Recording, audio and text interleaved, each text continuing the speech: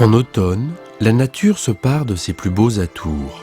Ocre, rouge, jaune, vert, le sous-bois se sublime. J'aime cette saison qui prend une dimension, ici, chez nous en Sologne, qui n'existe nulle part ailleurs. C'est la période féerique de la chasse, de la cueillette des champignons, des premières pêches d'étang. Tout un univers familier, synonyme de fête et de tradition. C'est cette Sologne attachante que j'ai très envie de vous faire découvrir. Cette contrée si belle et si douce sous son manteau de feuilles mortes. Cette région si mystérieuse où de fabuleux châteaux se nichent en son sein. Quand la Sologne nous dévoile une partie de son charme, une partie seulement.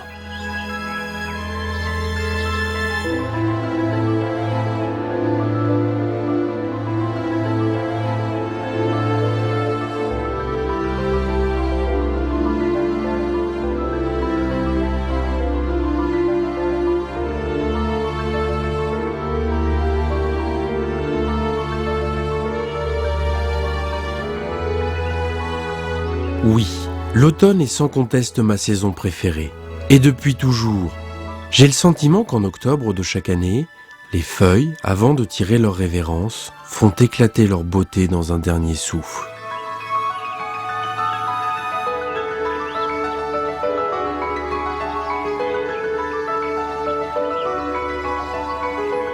Un peu partout, sur les 500 000 hectares de cette nature préservée, de landes, de forêts, d'étangs et de marais, ponctués de petits villages en briques chatoyantes, l'automne régale le badaud à la découverte de cette région si discrète.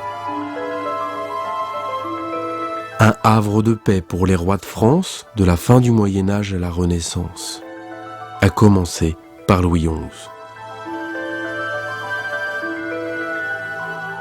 Aux portes de la Sologne, à Cléry-Saint-André, Louis XI fut inhumé dans la basilique Notre-Dame qu'il avait fait édifier vers 1467.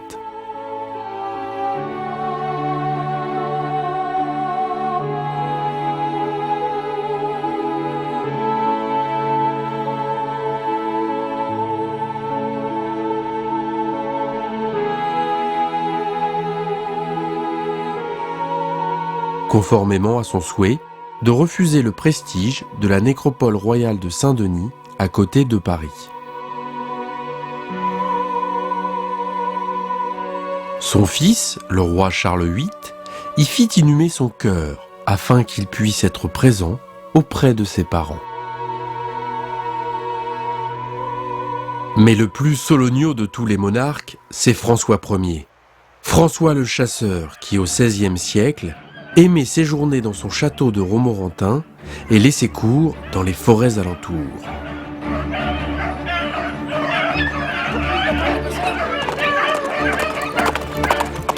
La forêt de Bradan, c'est un des rares massifs de feuillus en Sologne. Et c'est sans doute la forêt qui a la plus belle histoire en Sologne. Aujourd'hui, c'est un territoire de 2000 hectares, territoire de chênes, avec de très grands étangs dans le nord de la forêt, puisqu'il y a des étangs qui font 35 hectares. C'était la forêt de chasse des comtes de Blois, dans le Moyen-Âge. Les comtes de Blois avaient un château à Millancé, et venaient chasser en forêt de Bradan, il y avait un rendez-vous de chasse en forêt de Bradan. Et puis, lorsque François Ier, il passe une partie de son enfance à Romorantin, puisque la ville de Romorantin, le domaine appartient à sa famille depuis la moitié 15e siècle. Et François Ier, lorsqu'il devient roi, il s'intéresse de très très près à la forêt de Bradan, où il chassait dans sa jeunesse.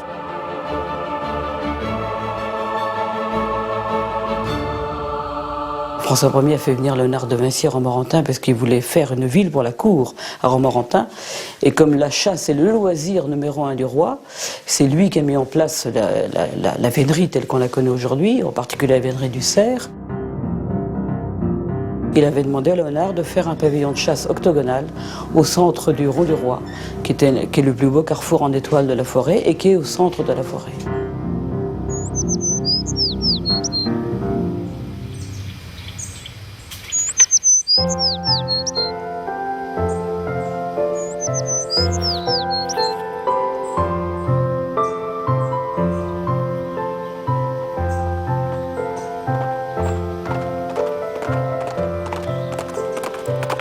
Le vacarme des chasses royales s'estompe au travers des siècles.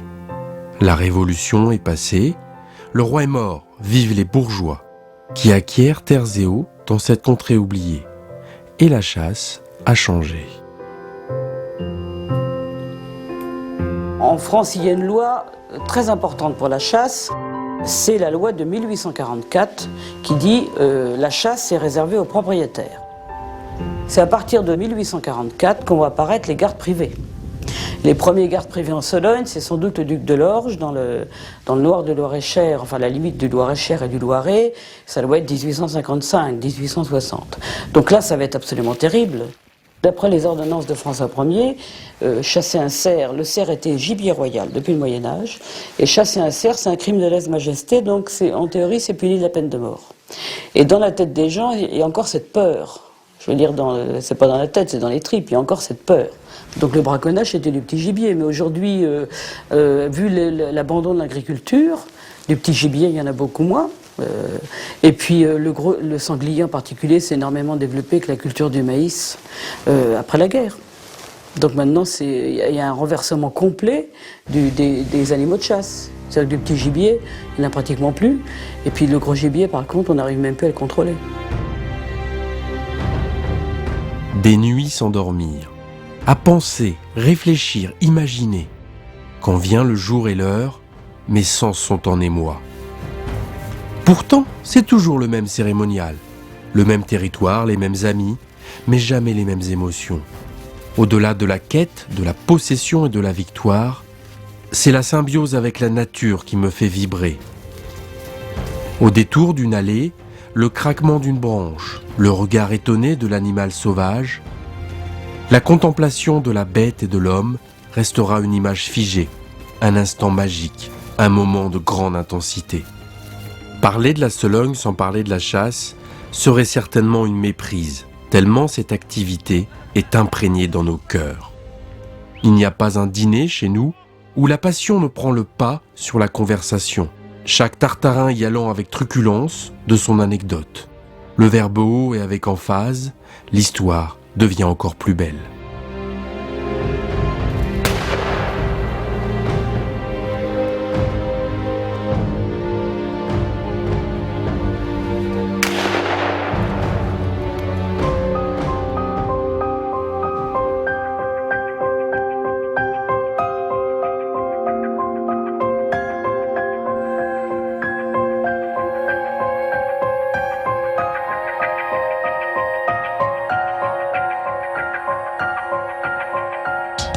Comment définir la Sologne ? Ce territoire d'eau où viennent se baigner les nuages. Peut-être comme un miroir magique, où s'unissent, au-dessus des étangs, l'eau, la terre et le ciel. Envoûtant de Sologne à perdre ses repères. Ici, au bord de l'eau, le temps ne compte plus. La nature dicte seule sa loi. Elle éblouit, ébahit, émerveille et stoppe dans sa course le plus fougueux des impatients. Auprès de la bonde, sur la berge ou dans sa queue, l'étang dégage un charme fou, une sorte de majesté, du plus petit au plus grand. Son eau, bien souvent sombre et noircie par son lit, n'est peut-être pas la plus pure, ni la plus cristalline, mais certainement la plus douce. L'étang creusé par l'homme, de tout temps et de toutes mains sur les marécages, se tapit derrière les saules et les roseaux. Il est d'une grande richesse pour celui qui le possède, celui qui dompte l'eau à son profit. L'homme a réussi à créer un réseau pour remplir ou désemplir chaque plan d'eau. Des étangs en chaîne qui communiquent les uns avec les autres pour ne former qu'un. 120 km² d'eau de Sologne, soit quasiment 5 fois la superficie du lac d'Annecy.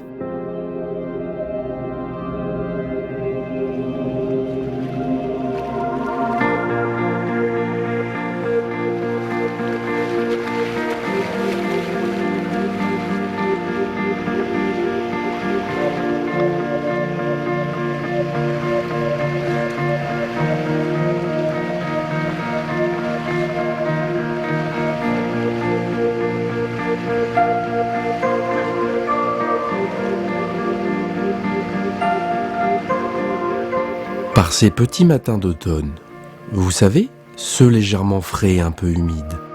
Ceux délicieux, dont les premiers rayons du soleil qui vous touchent vous font frémir de bonheur. C'est par ces matins-là que le pisciculteur jette le premier son filet.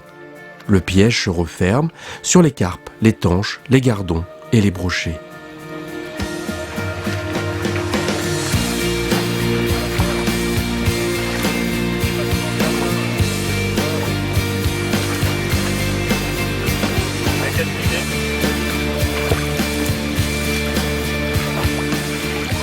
Désormais, le tri autour du feu n'a plus lieu. Directement pêché, la friture est exportée vers l'exploitation en camion. Là-bas, le poisson sera traité et redistribué suivant son espèce et sa taille. Le marché de l'eau douce n'est plus au mieux de sa forme. Le déclin de la pêche à la ligne ajoute au désintérêt gustatif. Alors, caviar aidant, voici le pisciculteur dans une nouvelle aventure. L'esturgeon à la conquête de la Sologne. Ce ne fut pas toujours le cas, car notre pêche, charroyée dans d'immenses barriques, régalait les tables parisiennes. On disait au Moyen-Âge qu'un hectare d'étang rapportait comme 10 hectares de terre en Beauce. Tant et si bien qu'après la guerre de 100 ans, puisque le pays est quand même ravagé, on creuse de nouveau, on aménage de nouveau des étangs, parce qu'un étang rapporte plus et plus vite qu'une ferme. Donc en Sologne, on voit par exemple quelquefois la toponymie étang neuf. Alors étang neuf, c'est un étang qui date d'après la guerre de 100 ans. La Sologne est une région naturelle façonnée par la main de l'homme. Au Moyen-Âge, il a creusé, défriché, labouré, planté, coupé, replanté et assaini un territoire autrefois insalubre. Mais la Sologne n'a pas toujours été un pays riche.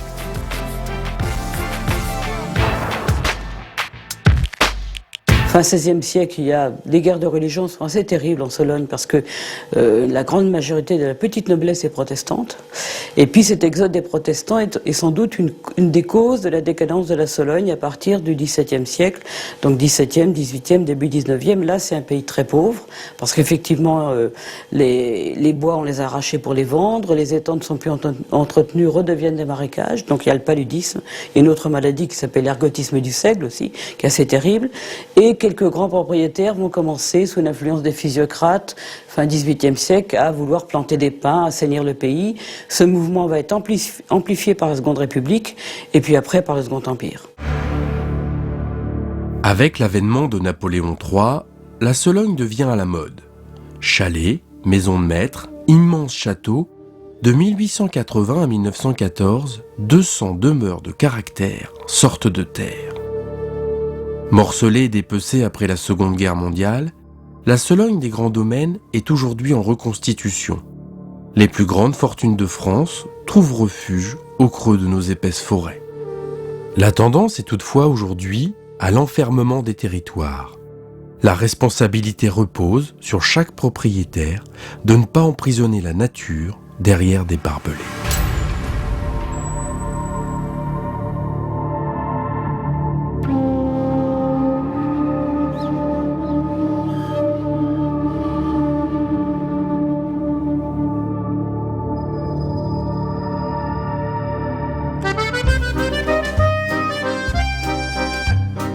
Se fondant dans la nature environnante, nos villages ont une identité forte. Leur authenticité, leur caractère, leur forgent une âme autour de constructions traditionnelles de bois et de briques.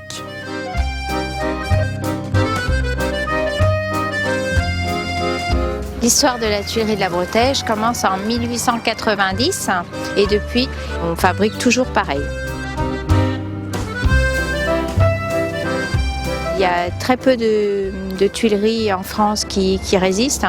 Malheureusement, beaucoup ferment. Nous sommes toujours là parce que ça s'est perpétué de génération en génération. On extrait de l'argile qui est ici sur nos terres. On la broie, puis elle est façonnée en y ajoutant seulement de l'eau et elle est séchée pendant 3 semaines au séchoir, puis cuite au bois exactement comme autrefois.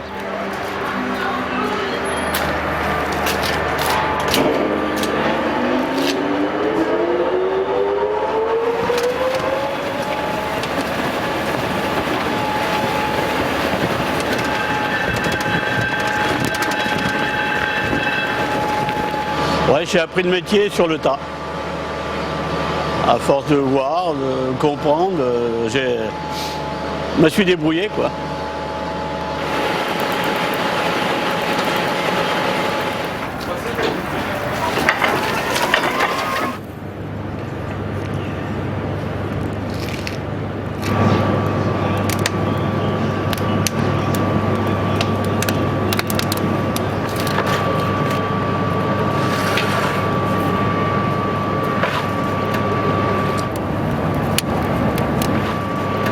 C'est la flamme qui est propulsée par un ventilateur et qui tourne à l'intérieur du four, qui vient lécher tous les produits au fur et à mesure.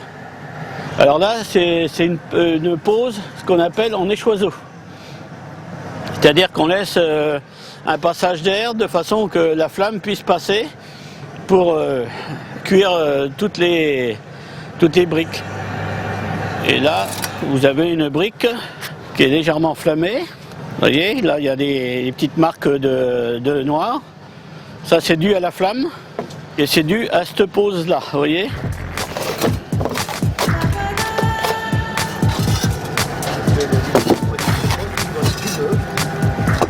Ça va faire 36 ans cette année que je suis ici. Donc je suis le plus vieux de tout. D'ancienneté, d'âge, de tous les gars qu'il y a là, c'est moi le plus vieux. Et je suis plus ancien que mon patron, faut pas l'oublier.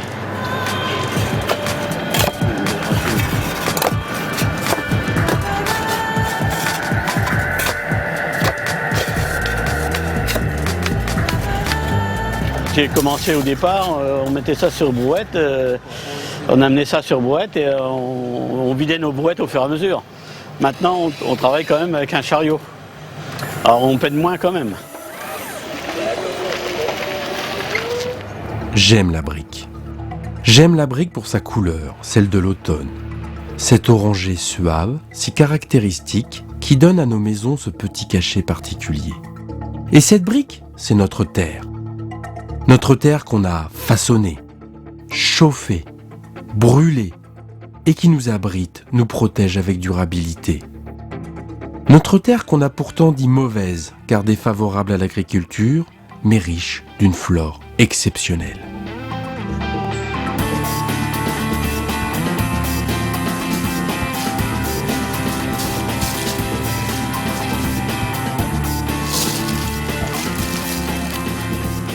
Notre Sologne est aussi riche de ces espèces de champignons.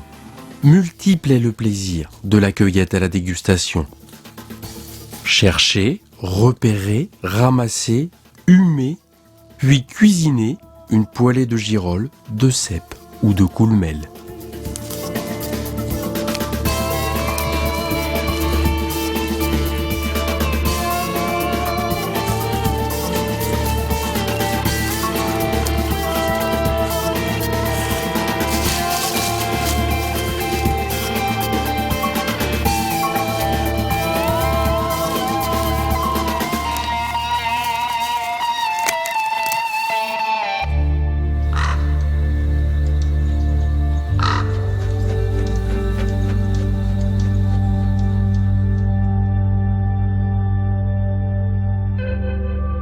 L'automne avançant, la bernache se tarissant et les châtaignes ramassées, vient l'heure de se renfermer avec délectation autour de la cheminée.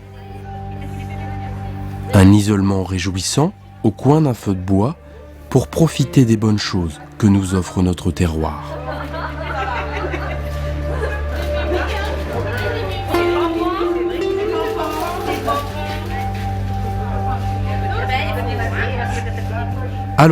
Allons garnir le garde-manger des plaisirs de la table, quérir des produits de saison directement du producteur au consommateur sur nos marchés.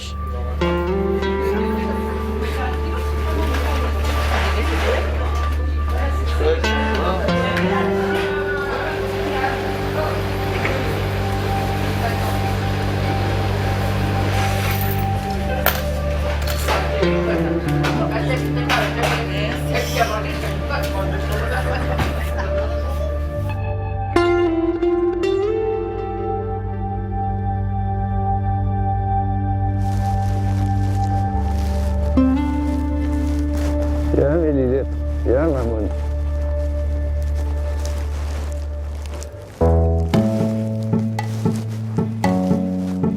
Ja, menino. Ja. Ja.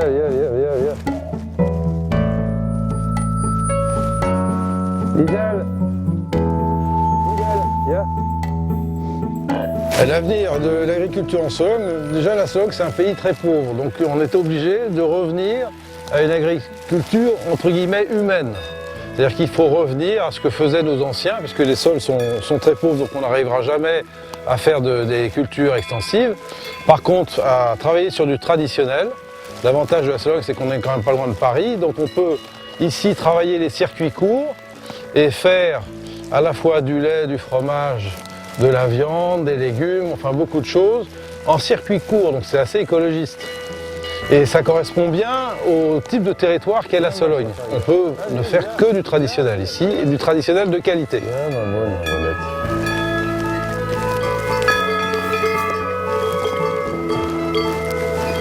Ja, Nonette. Ja.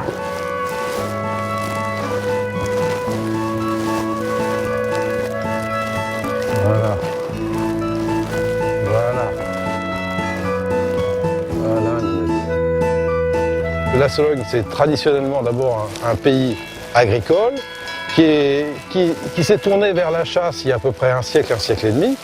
C'est pas incompatible du tout. Les chasseurs, quand ils sont arrivés en Sologne, ils ont trouvé un domaine, un territoire qui était entretenu par le monde agricole. Ils ont repris la main, puisque les agriculteurs sont partis, même s'ils reviennent un petit peu aujourd'hui. Les chasseurs ont repris la main et malheureusement, ils ont laissé la Sologne se fermer, donc s'appauvrir sur le plan de la biodiversité.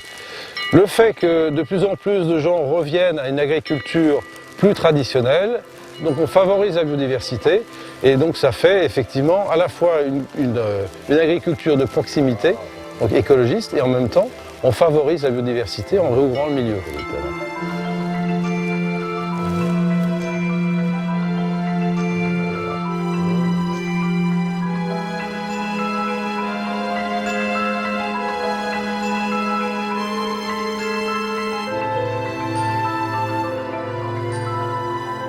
L'automne s'achève, mon cœur saigne. Il saigne chaque hiver et le temps n'y fait rien. Une souffrance affective alors que les dernières feuilles se détachent des arbres, que le vent les chasse, les pousse un peu plus loin dans le bois. En hommage à mes racines disparues, je puise mes ressources dans ces paysages dénudés. Alors que petit à petit, impudique elle s'effeuille que la nature se déshabille, laissant paraître l'invisible. Chaque fin décembre, je m'exclame devant sa nudité. Mon Dieu, qu'elle est belle notre Sologne.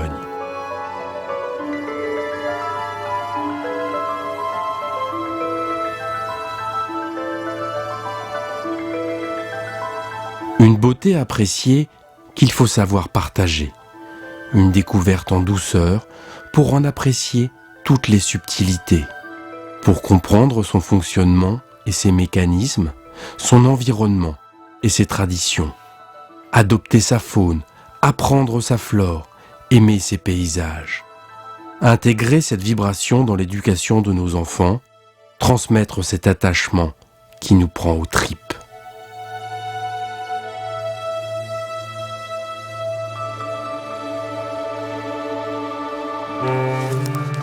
Au cours d'une promenade, asseyez-vous silencieux, ici, dans cette futaie, ou encore là-bas, près des grandes landes, au milieu de la bruyère. Sentez-vous le cœur de la nature battre? Vous êtes seul, et pourtant, il y a comme une présence, un murmure, une silhouette. Un arbre bouge, un chevreuil fuit. Chut, la Sologne est vivante. Écoutez-la respirer.